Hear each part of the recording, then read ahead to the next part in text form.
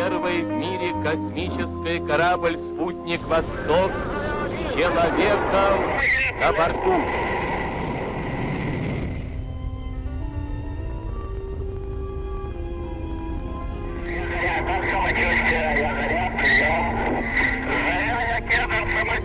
Отлично, продолжаем полет. Несколько растет перегрузка, вибрации. Все переношу нормально, самочувствие отличное, настроение бодрое. Гражданин Союза Советских Социалистических Республик, летчик-майор Гагарин Юрий Алексеевич. Я обыкновенный русский человек. Каких у нас в Союзе очень много.